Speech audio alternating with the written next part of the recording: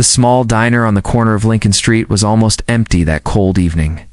Only the faint sound of an old jukebox filled the room. A man in a dark jacket walked in slowly, his steps heavy, as if every movement reminded him of something painful. His name was James Cole, a black veteran who had served 2 long tours overseas. His eyes carried both strength and tiredness, the look of someone who had seen too much and spoken too little. He sat down at the counter, his old boots tapping against the floor. The waitress, a young woman named Maggie, smiled softly and handed him a menu.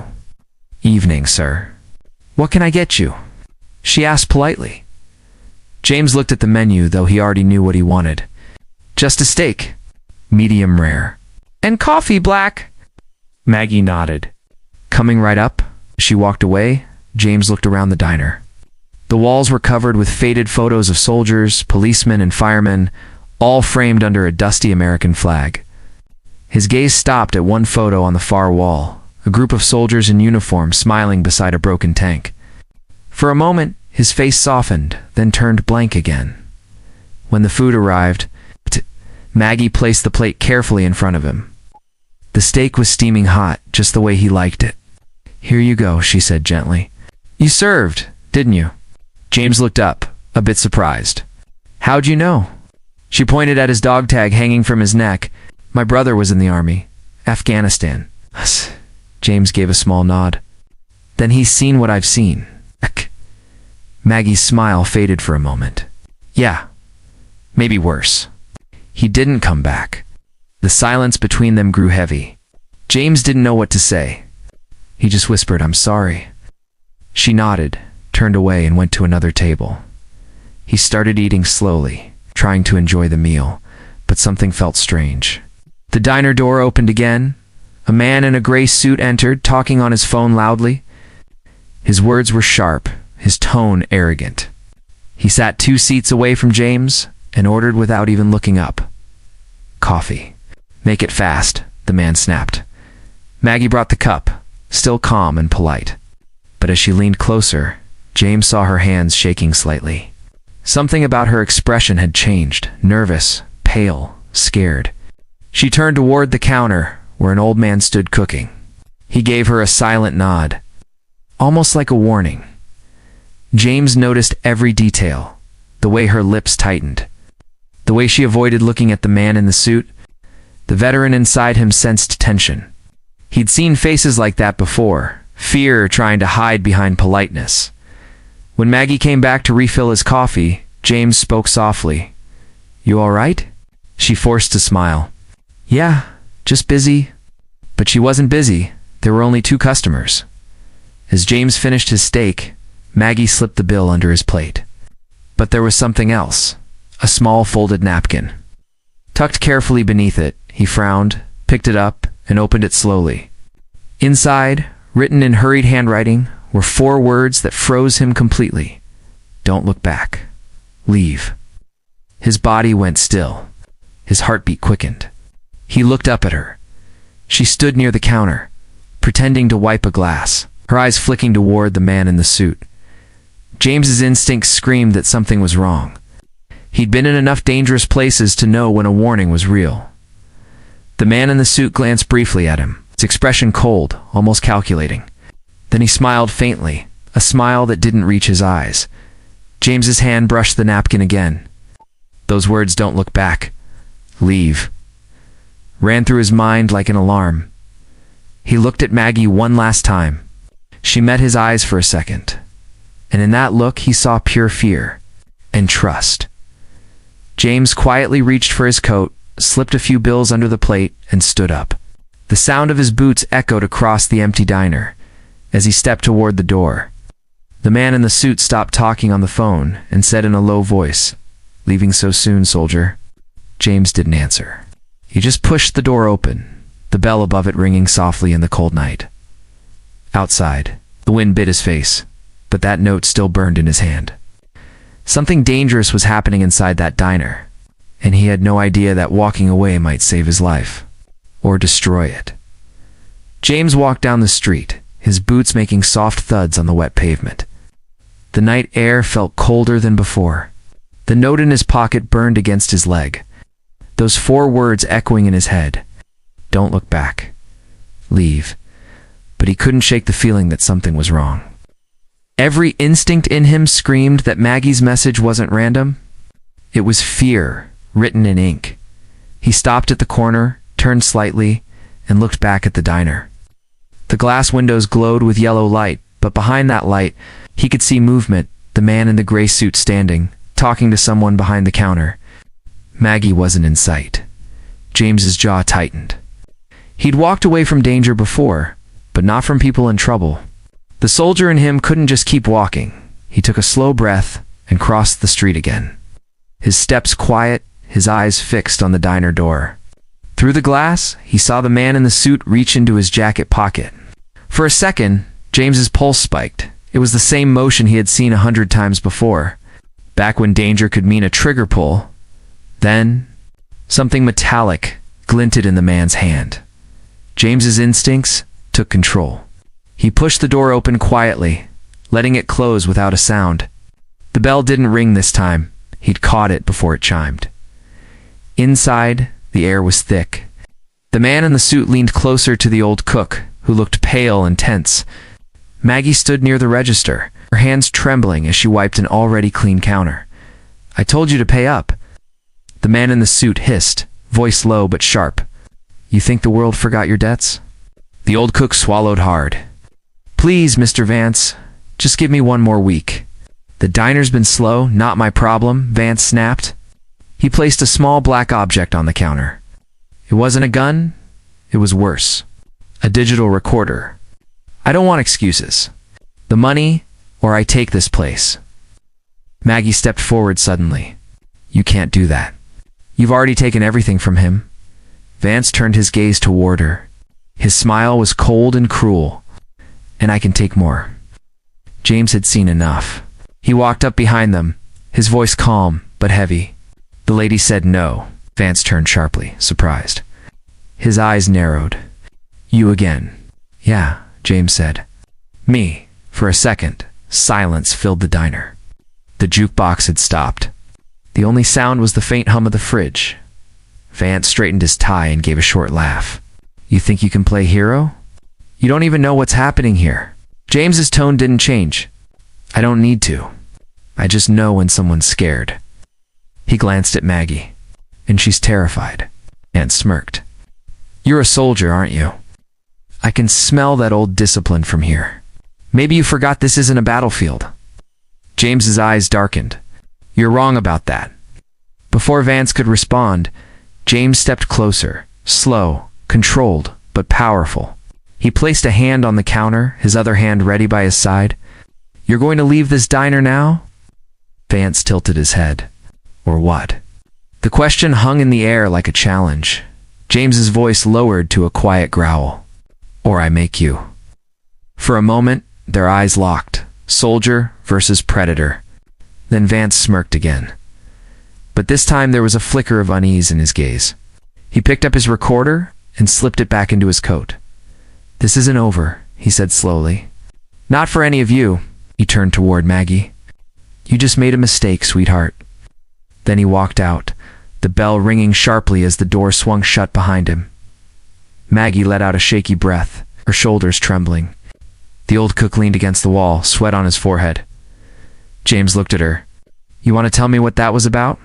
She stared at him for a moment, eyes wide, full of fear and gratitude. "You shouldn't have come back," she whispered. "Now he'll come after you too." James folded the napkin again and slid it onto the counter. Then it's already too late. Outside, Vance's black car idled under the streetlight. He was watching them through the windshield, a phone pressed to his ear. The war James thought he'd left behind had just found him a guy. The next morning, the sun rose weakly over Lincoln Street, spilling pale light through the diner windows. The quiet calm was deceptive, like the peace before a storm. James sat at the corner booth, a cup of black coffee untouched in front of him. He hadn't slept all night. Every time he closed his eyes, he saw that man's face, Vance, cold, confident, and dangerous. Maggie came in early, tying her apron with shaking hands. "You shouldn't have come back," she said softly, not meeting his eyes. James didn't answer right away. He looked out the window where a black car sat parked across the street. It hadn't moved since dawn. "He's watching," James said quietly. "You were right. He's not done." The old cook Henry shuffled out from the kitchen. His face looked older today, lines deeper, voice tired. "Vance owns half the block," he muttered. "He lends money to small shops, then crushes them when they can't pay back. Cops don't help. Some even eat free meals from him." James frowned. "So that's how he works." Henry nodded. "I borrowed from him when my wife got sick. Never finished paying. He took my house. Now he wants the diner." Maggie's voice cracked slightly. "He threatened me last week. Said he'll make me disappear if I talk to the police." James's eyes darkened. "You did the right thing slipping me that note. But now he knows I'm involved." Maggie's eyes filled with guilt. "I didn't want to drag you into this." He gave a small smile, though his jaw stayed tight. Too late for that. The doorbell chimed suddenly. All three of them turned. A tall man in a dark coat walked in, not Vance, but someone worse. He was broad, with sharp eyes and a tattoo peeking from his collar. "Morning," the man said casually. "I'm looking for a friend of mine, Mr. Vance." He took off his gloves slowly. "He said a soldier stopped by last night." "Shh." Maggie froze. Henry stepped forward, trying to sound calm. "We don't want trouble here," the man smiled, showing perfect white teeth that somehow made him look even more dangerous. "Oh, I'm not here for trouble. I'm here for a message." He looked directly at James. "He says you should have stayed out of it." James stood slowly. His height matched the man's, his expression unreadable. "Tell him I'm still out of it," James said calmly. "As long as he leaves these people alone." The man chuckled. "You don't get it, soldier. Once you stand in front of a storm, you're part of it." He reached into his coat, and that movement set off every alarm in James's mind. Before the man could pull anything out, James slammed his coffee mug across the counter, hitting his wrist. A small pistol clattered to the floor. Henry gasped. Maggie screamed. James kicked the gun away and grabbed the man's arm, twisting it hard behind his back. "Tell Vance if he wants to talk." "He talks to me," James growled. "He doesn't send snakes." The man hissed in pain. "You've made a mistake." James pushed him toward the door. "I've made worse." He opened the door and threw him outside. The man stumbled, then straightened and spat on the ground. "You'll regret this, veteran," he said, walking toward the black car. James shut the door, locking it this time. The diner fell silent again, except for Maggie's shaky breathing. "Are you crazy?" she whispered. "He'll bring more men." James nodded slowly. "I know. That's why we need to be ready." Henry looked terrified. "Ready for what?" James glanced outside again. The car was gone, but he knew it wouldn't stay that way. "For when they come back," he said simply. Maggie's voice trembled. "You can't fight them all." James looked at her, his voice steady. "I've fought worse than them." For a moment, the diner felt small, fragile, 3 people against something much bigger. But under that fear, a spark began to grow in Maggie's eyes, the spark of hope. James picked up the napkin still on the counter. Oh, the one with her warning words. He folded it neatly and put it in his pocket again. "You were brave enough to warn me," he said. "Now it's my turn to return the favor." Outside, thunder rolled in the distance, though the sky was still clear. It wasn't a storm of nature, it was a storm of men, and it was heading straight for them. The war that had chased James home was about to begin again. Inside a small diner on Lincoln Street, the sky had turned gray by afternoon. Clouds gathered over Lincoln Street, hanging low like a silent warning. The diner lights flickered softly, casting long shadows on the floor. James sat by the counter, staring at a half-empty cup of coffee, his mind racing through every possible outcome. He knew Vance wouldn't let this go. Maggie was cleaning tables, but her hands kept shaking. She kept glancing at the window every few minutes. "They'll come back," she whispered. James nodded. "Yes, but when they do, they won't be expecting us to be ready." The old cook Henry stood behind the counter holding a wrench he'd found in the back. "You mean, we're going to fight them?" James turned toward him, his eyes calm but sharp. "We're going to survive them." He walked to the front door and checked the lock again, then looked around the diner. The place was small but familiar. Booths, chairs, tables, the counter, the kitchen door. He began seeing everything like a battlefield. Every object had a purpose. Every shadow could hide danger. Henry, James said, "Move the extra chairs to the back door and block it. Maggie, keep your phone charged. If I tell you to call 911, you call. Don't argue, don't wait." She nodded quickly, her voice trembling. "What if they have guns?" "Then we stay low and move smart," James said. "We make them think this place isn't worth dying for." For an hour, silence ruled the diner. Only the hum of the fridge and the ticking of the clock filled the air. Then faintly came the sound James had been waiting for, tires on wet pavement. He looked out the window. 2 black SUVs rolled to a stop across the street. 4 men stepped out, dressed in dark coats, their movements organized, professional. "Here they come," James said quietly. Maggie's heart pounded. "Oh, God." "Stay calm," James whispered. "Fear makes mistakes." The men spread out.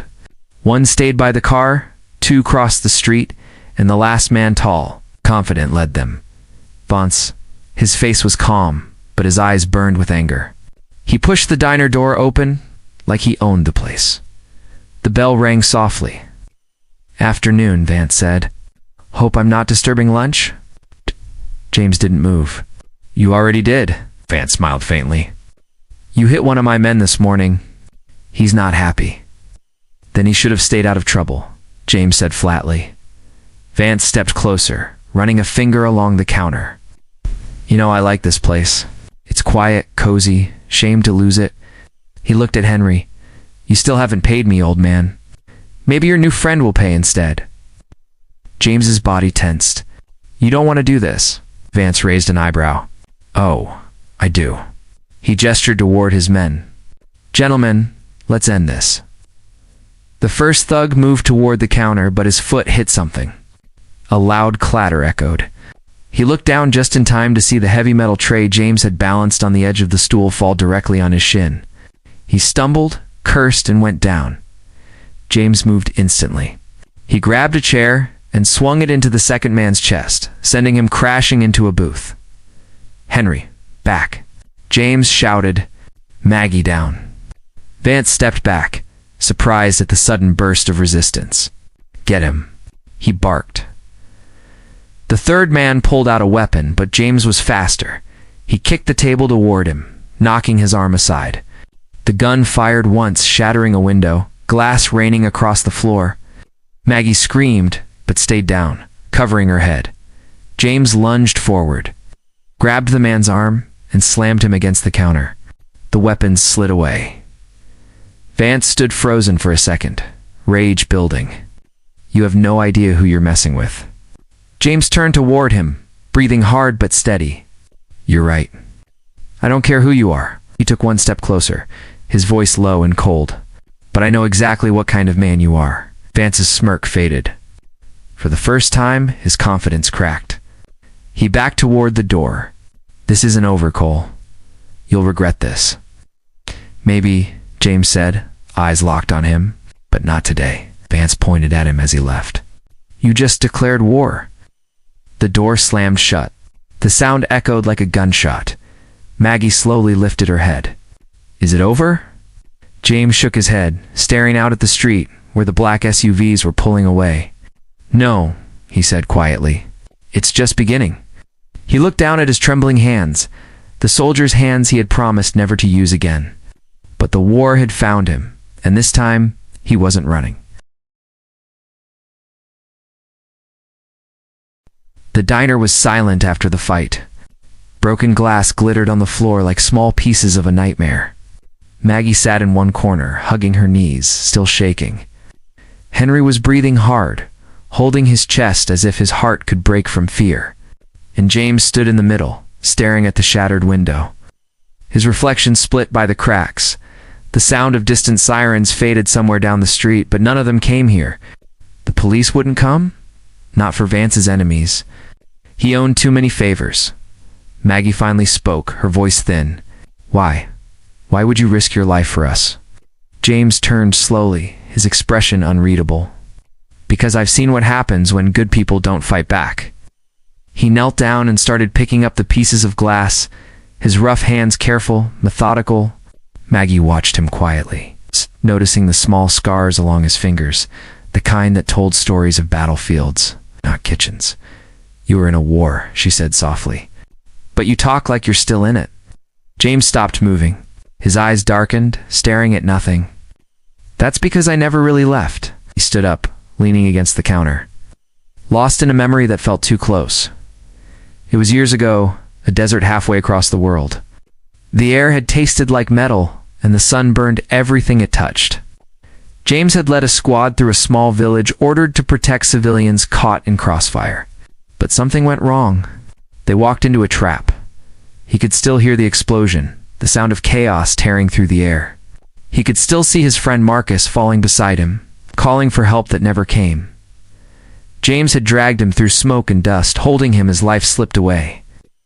Marcus's last words had burned into his soul. Don't let them win, brother. Not again. That moment had never left him. It lived behind every silence, every sleepless night, every cup of coffee he drank alone.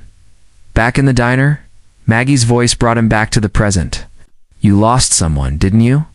James gave a small nod. A lot of someones. Henry placed a hand on his shoulder gently.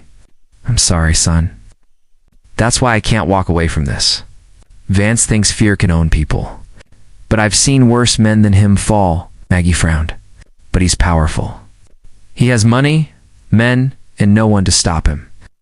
James looked out the broken window again. Then we make him stop himself. Henry blinked. What do you mean? James's eyes hardened, the look of a man with a plan. We can't fight him with fists or guns. We fight him with proof. Every bully like him hides behind something, fear, lies, reputation. But he made one mistake. He threatened people who don't scare easy anymore. He walked to the counter and picked up the small digital recorder Vance had left behind during the chaos. This might be our way in, he said, turning it on. The device beeped softly. Static, then a voice, Vance's voice. You'll pay what you owe, Henry, or I'll make sure this dump burns to the ground. Nobody will care. The cops already owe me. Maggie gasped. He said that. Here, James nodded. And now we have it. Henry's hands shook as he covered his mouth. If that gets out? James looked straight at him. Then the whole city will know what kind of man he really is. For the first time, Maggie smiled faintly through her fear. So you're going to expose him? Not yet, James said, pocketing the recorder. First, we make sure he thinks he's already won. That's how we get close enough to finish it.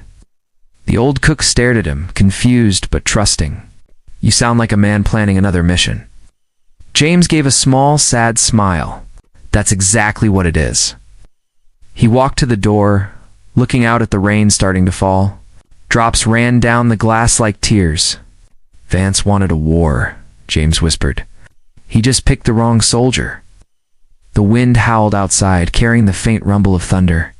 It wasn't just a storm, it was the past returning, bringing with it every ghost James thought he had buried. This time, he wouldn't lose another friend. Not again. The rain had turned heavy by nightfall, beating against the diner windows like angry fists. The street outside was quiet, but James knew silence could lie. It was the kind of silence that comes before something bad. He sat at a corner table, small recorder in his hand, Vance's own words trapped inside it like a ticking weapon. Maggie paced nervously near the counter, biting her lip. You really think this will work? She asked. James looked up, calm as stone. It has to. Vance built his empire on fear. If people hear this, he loses power. Henry sat at another table, rubbing his hands together. And if he finds out before we share it? James's eyes darkened. Then we finish it another way. The plan was simple but dangerous. Maggie would meet a local journalist she knew, someone honest, and hand him the recording. Once it aired publicly, Vance's threats, his bribes, and his crimes would all come to light. But until then, they had to keep the evidence safe and hidden. James had seen missions like this before. The only thing more dangerous than the enemy was trust. The clock struck 10 p.m. Maggie pulled on her coat. He'll be waiting at the newspaper office downtown. I can be back in an hour. James shook his head. You're not going alone. I'll drive you. Henry stood. What about the diner? Lock the doors. Turn off the lights. If anyone knocks, you don't answer. Henry nodded, fear in his eyes. As the rain poured harder, James and Maggie stepped into the night. The black truck James drove was old but quiet, its tires slicing through puddles. Maggie held the recorder tightly in both hands, as if afraid it might vanish. After a few minutes of silence, she spoke softly. You don't talk much about yourself. Not much to tell, James replied. That's a lie, she said with a small smile. You've got more stories than anyone I've met. James almost smiled back. Stories don't always end well. The lights of the city glimmered ahead, reflections broken by the rain. They turned onto a narrow street, passing closed shops and dark alleys. Suddenly, Maggie's phone buzzed. A message from an unknown number. She frowned. It says, "Don't come." James's grip tightened on the steering wheel. What? Before he could say more, headlights flared in the rearview mirror.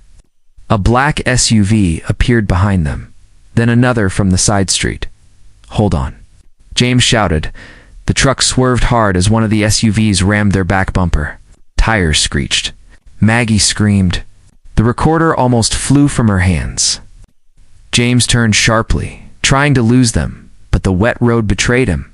The truck spun, crashing into a garbage bin. Get out, he yelled, pulling her door open.